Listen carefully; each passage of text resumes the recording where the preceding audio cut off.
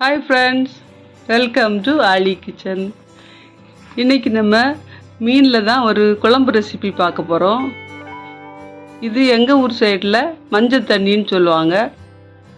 அப்புறம் இதை மீன் ரசம், மீன் சூப்பு இப்படி எல்லாமும் சொல்லுவாங்க. இது சாதத்துக்கு கூட மட்டும்தான் சாப்பிட முடியும். இந்த சின்ன பிள்ளைகள், பெரியவங்க எல்லாருமே ரொம்ப விரும்பி சாப்பிடுவாங்க. இது எங்கள் ஊர் ஃபேமஸ் குழம்பு. இது செய்கிறது ரொம்ப ஈஸி. தேவையான பொருட்கள் கூட ரொம்ப கம்மி தான். ஈஸியாக செய்திடலாம். இது எப்படி செய்யலாம்னு பார்க்கலாம் வாங்க. குழம்பு செய்கிறப்போ நீங்கள் எப்போவுமே ஃப்ரெஷ்ஷான மீன் எடுங்க. அப்போ தான் இந்த குழம்பு ரொம்ப டேஸ்ட்டாக வரும். இன்றைக்கி நான் இந்த மீன் தான் எடுத்துருக்கிறேன். தேவையான பொருட்கள் என்னன்னு பார்ப்போம். 2 ஸ்பூன் வத்தல் பொடி, 1½ ஸ்பூன் ஜீரகம், 1 ஸ்பூன் மஞ்சள் பொடி, தேவையான அளவு உப்பு, ஒரு பெரிய லெமன் அளவு புளி எடுத்து வச்சுருக்கேன், 25 சின்ன வெங்காயம். இதுதான் இந்த மஞ்சள் தண்ணி செய்கிறதுக்கு தேவையான பொருட்கள். இதில் இந்த சின்ன வெங்காயம், வத்தல் தூள், ஜீரகம், மஞ்சள் இதை மிக்சியில் போட்டு நல்லா நைஸாக அரைச்சிட்டு வந்துடுவோம். இந்த புளியை கொஞ்சம் தண்ணி ஊற்றி கரைச்சி வைப்போம். எல்லாம் ரெடியாக்கி கொண்டு வந்துட்டேன். இனி இந்த குழம்ப ரெடி பண்ணுவோம். ஃபஸ்ட்டு இந்த மீனில் உப்பு போடுவோம். அடுத்ததாக நம்ம மிக்சியில் அரைச்சி எடுத்துகிட்டு வந்த மசால் கலவையை ஊற்றுவோம். அடுத்ததாக கரைச்சி வச்சுருக்கிற புளிக்கரைசலை ஊற்றுவோம். ஊற்றி கொஞ்சம் கிளறிட்டு உப்பு, காரம், புளிப்பு எல்லாம் பாருங்கள். பார்த்துட்டு தேவையான அளவு தண்ணி ஊற்றுங்க. இது சாதத்தில் நம்ம ரசம் மாதிரி நிறைய ஊற்றி சாப்பிடக்கூடிய குழம்பு.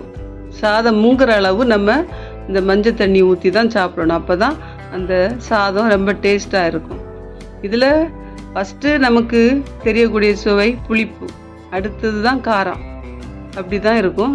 ரொம்ப டேஸ்ட்டாக இருக்கும். தேவையான அளவு தண்ணி ஊற்றி கரைச்சி நம்ம அடுப்பில் வைப்போம். வேக விடலாம்.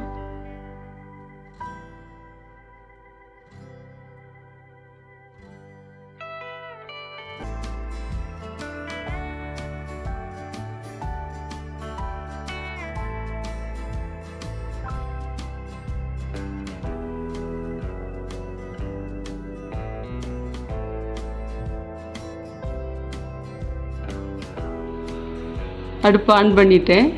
20 நிமிஷம் வேக விடுங்க. 20 நிமிஷம் சூப்பராக வெந்துடும்.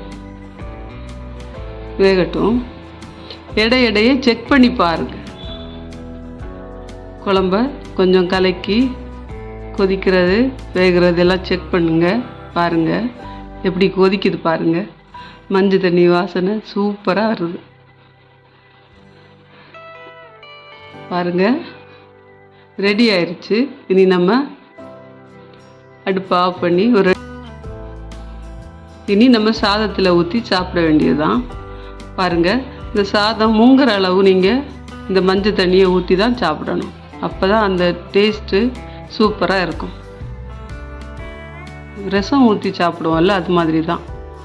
இதை ஊற்றி மூங்குற அளவு ஊற்றிட்டு நம்ம சாப்பிடலாம்.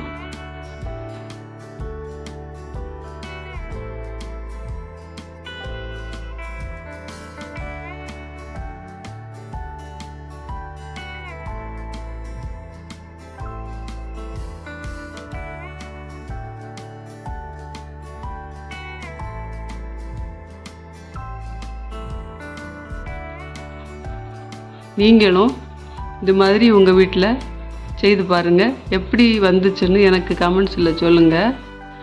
ஆலி கிச்சன் சேனலை சப்ஸ்கிரைப் பண்ணுங்கள், லைக் பண்ணுங்கள், கமெண்ட்ஸ் பண்ணுங்கள். மீண்டும் அடுத்த வீடியோவில் சந்திக்கலாம். நன்றி.